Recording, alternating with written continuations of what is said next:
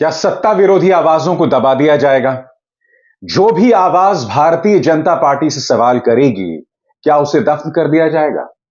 क्या चुनाव के मौसम में प्रधानमंत्री नरेंद्र मोदी बार बार धार्मिक तौर पर संवेदनशील बयान देते रहेंगे, कथित तौर पर धर्म के आधार पर वोट की मांग भी करते रहेंगे? भाजपा के तमाम नेता चुनाव आयोग के दिशा निर्देशों का उल्लंघन करते रहेंगे और चुनाव आयोग खामोशी से यह सब देखता रहेगा। कल कांग्रेस जो है चुनाव आयोग पहुंची, उन्होंने सीधे शिकायत की है प्रधानमंत्री नरेंद्र मोदी की। कई मुद्दे उठाए गए हैं दोस्तों।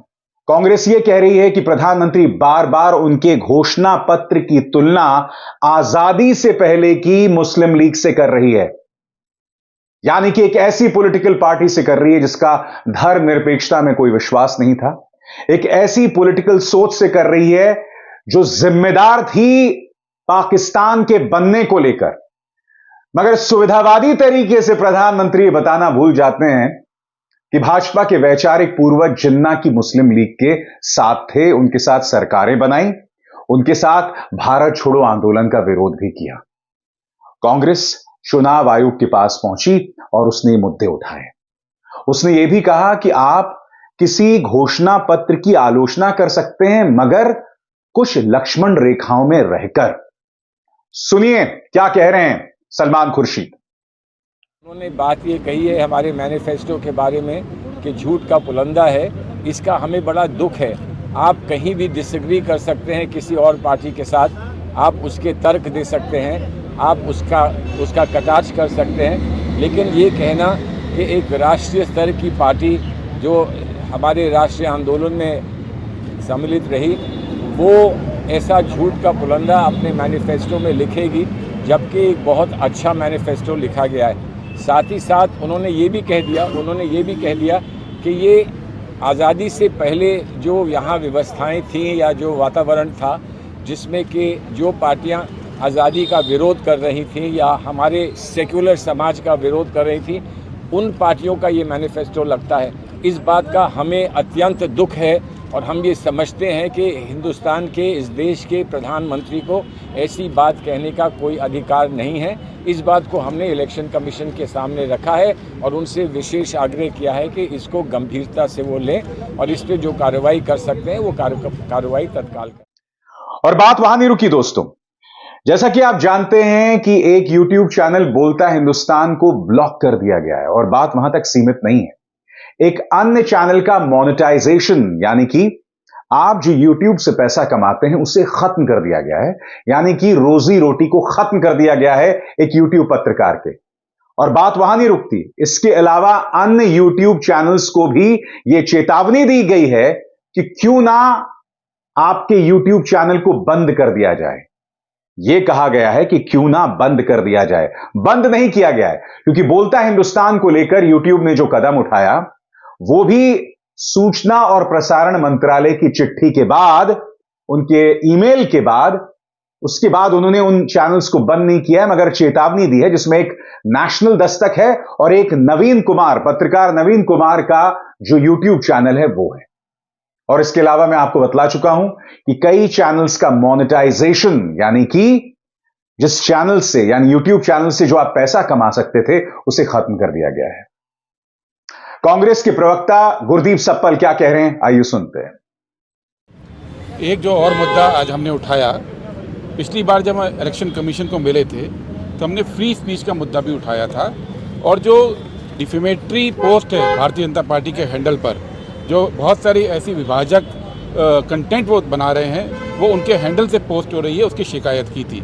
इलेक्शन कमीशन ने आज हमको ये बताया कि उन्होंने फैसला लिया है कि चुनाव के दौरान जो सेक्शन 69 और 79 है IT एक्ट का, जिसके 69 और 79 IT एक्ट का जो है, जिसके तहत अलग अलग YouTube चैनल को, अलग अलग फ्री स्पीच के प्लेटफॉर्म को बंद किया जा सकता है, उसका पालन नहीं करने का फैसला किया है। उन्होंने कहा है कि इलेक्शन के दौरान फ्री स्पीच को बिल्कुल बरकरार रखने के लिए इलेक्शन कमीशन इस पक्ष में नहीं है कि कोई भी YouTube चैनल, कोई भी मीडिया का प्लेटफॉर्म उस पर बैन ना किया जाए। लेकिन हमने उनको ये भी ध्यान दिलाया कि इलेक्शन कमीशन तो ये नहीं करने जा रहा है। इलेक्शन कमीशन ने तो कहा कि वो फ्री स्पीच चाहते हैं, लेकिन सरकार की जो मिनिस्ट्री है, मिनिस्ट्री ऑफ इंफॉर्मेशन ब्रॉडकास्टिंग, सूचना प्रसारण मंत्रालय, वो कई यूट्यूब चैनल्स को बैन कर रही है, कई सारे पत्रकारों के हैंडल्स को बैन कर रहे हैं। अभी 2 दिन पहले भी एक यूट्यूब चैनल था बोलता हिंदुस्तान, उसको भी बैन किया गया। और जो बैन किया गया, यूट्यूब की ओर से बताया गया कि इस बैन के वो कारण नहीं बता सकते, क्योंकि मंत्रालय ने उनको कहा है कि इसको कॉन्फिडेंशियल रखा जाए। हमने ये बात इलेक्शन कमीशन के समक्ष रखी है कि चुनाव के दौरान ये जो अधिकार है सेक्शन 69 के तहत, वो मंत्रालय के पास नहीं होना चाहिए, वो चुनाव आयोग के पास होना चाहिए। और चुनाव आयोग हमारी बात से सहमत था। उनका ये मानना था कि चुनाव में फ्री स्पीच को हर हाल में बरकरार रखना चाहिए। इसीलिए मैंने कार्यक्रम की शुरुआत में आपसे कहा दोस्तों कि क्या सत्ता से सवाल करने वाली आवाजों को दबा दिया जाएगा? क्या यही लोकतंत्र का नया चेहरा है? क्या यही संगोल युग अमृतकाल का लोकतंत्र है? और मोदी सरकार करना क्या चाहती है? क्योंकि देखिए, यूट्यूब को फरमान आया सूचना और प्रसारण मंत्रालय की तरफ से। दिलचस्प बात यह है कि जिन तमाम न्यूज चैनल्स को या तो बंद कर दिया गया है या बंद करने की चेतावनी दी गई है, उन्हें वजह नहीं बताई गई। मैं यही बात बार बार कहता हूं, क्या यूट्यूब के यही पैमाने अमेरिका में भी हैं? अमेरिका में भी, जहां यूट्यूब का जन्म हुआ है, वहां पर जब आप कोई चैनल बंद करते हैं सरकार के कहने पर, तब आपको वजह बतानी पड़ती है, मगर इन चैनल्स को वजह भी नहीं बताई गई है। यही सवाल कांग्रेस उठा रही है और उन्होंने बाकायदा एक खत लिखा है, जो कि आप देख सकते हैं, जिसमें गुरदीप सप्पल के दस्तखत भी हैं, जो कि कांग्रेस के प्रवक्ता हैं। यही नहीं, कांग्रेस के प्रवक्ता पवन खेरा यह भी कह रहे हैं कि प्रधानमंत्री खुलेआम सेना की वेशभूषा पहनकर चुनावी प्रचार में उतर रहे हैं और यह चुनाव आचार संहिता के दिशा निर्देशों का उल्लंघन है। क्या कह रहे हैं पवन खेरा, ये सुनते हैं। हमने चुनाव आयोग के समक्ष एक ऐसी बात भी रखी जो बार बार हम पहले भी उठाते आए हैं कि प्रधानमंत्री के जो सैन्य बलों के साथ कार्यक्रम किए जाते हैं, उनकी चित्रों का, उनकी फिल्म्स का दुरुपयोग करना चुनाव के दौरान, जहां प्रधानमंत्री सेना की यूनिफॉर्म में होते हैं या एयरफोर्स की कैप लगाकर प्रचार कर रहे हैं एक तरह से, वो उस पर हमने अपनी बहुत घोर आपत्ति दर्ज कराई, क्योंकि पहले भी हम वो आपत्ति दर्ज करा चुके हैं और पहले चुनाव आयोग की एडवाइजरीज हैं कि यह नहीं किया जा सकता चुनाव के दौरान। तो आज हमने चुनाव आयोग को उनकी अपनी एडवाइजरीज भी स्मरण कराई। ये आप ही की एडवाइजरीज हैं और ये बार बार रिपीट ऑफेंडर है बीजेपी, उस दिशा में भी चुनाव आयोग को कदम उठाने चाहिए। दोस्तों, एक तरह से कहा जा सकता है कि आजाद भारत के इतिहास में कई चुनाव हुए, मगर ऐसा चुनाव आज तक नहीं हुआ है। साफ तौर पर आप देख रहे हैं कि भाजपा के नेता भड़काऊ बयान दे रहे हैं, धर्म के आधार पर वोट भी मांग रहे हैं। आप देख सकते हैं अरुण गोविल, जिन्होंने राम का किरदार निभाया था, हाथ में श्री राम की तस्वीर लेकर वोट मांग रहे हैं।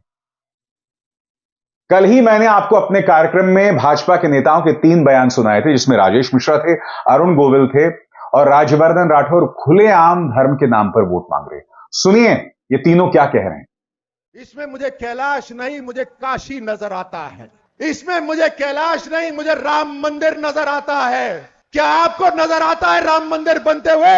आपने इनको वोट दिया तभी राम मंदिर बना। एक एक वोट कीमती है, एक एक वोट कीमती है। अगर रिकॉर्ड जीत दर्ज हासिल नहीं हुई तो आपसे ये सवाल पूछा जाएगा कि क्यों ऐसा क्यों हुआ है। उस शहर में, जिस शहर में राम का चरित्र का अभिनय करने वाला व्यक्ति अपने घर वापस आया है, भगवान राम की मूर्ति से आंखें ठीक से मिला सके, आपने ईवीएम का बटन दबाया है और वो बटन दबाया है जिसकी वजह से जो राम को लाए हैं हम उनको लाएंगे। मगर अब तक चुनाव आयोग ने इस पर कुछ नहीं किया। ऐसे में चुनाव आयोग की निष्पक्षता पर सवाल उठेगा ना। जब विपक्ष ये मांग करता है कि भाई आप वीवीपैट की व्यवस्था को बहाल करें, यानी कि जो भी व्यक्ति वोट डाले उसके बाद उसे वीवीपैट का पर्चा मिले, वो अपने वोट के साथ उसका मिलान करे और फिर उसे एक बक्से में डाल दे। बहुत ही एक आसान सी मांग है, मगर चुनाव आयोग यह भी मानने को तैयार नहीं है। सोर्स कोड को लेकर लगातार सवाल पैदा हो रहे हैं। ईवीएम के बक्से कहां रखे जाते हैं, किसकी निगरानी में रखे जाते हैं, उसको लेकर सवाल खड़े हो रहे हैं। यही नहीं, जो कंपनी ईवीएम्स बनाती है उसमें भाजपा के 5-5 सदस्य काम करते हैं। ये तमाम मुद्दे हैं जिसे आप नजरअंदाज नहीं कर सकते हैं। मैं बार बार कहता हूं, मुझे और सबूत चाहिए इस बात पर विश्वास करने के लिए कि ईवीएम्स को हैक किया जा सकता है। यकीनन ईवीएम एक टेक्नोलॉजी है, किसी भी टेक्नोलॉजी को हैक किया जा सकता है, मगर जैसे मैंने कहा, मैं और भी प्रमाणों का इंतजार करना चाहूंगा। मगर इसका अर्थ यह कतई नहीं कि ईवीएम्स को लेकर जो विरोधाभास हैं, ईवीएम्स को लेकर जो गलत फहमियां हैं, उसे दूर करने का प्रयास जो है वो चुनाव आयोग करे, जो नहीं कर रहा है। विपक्ष पहुंचा हुआ है, विपक्ष की आवाज भी नहीं सुनी जा रही है, जो अपने आप में कितना शॉकिंग है। इसीलिए क्या इस चुनाव को बराबरी का कहा जा सकता है, इस पर आपको विचार करना पड़ेगा। अभिसार शर्मा को दीजिए इजाजत। नमस्कार।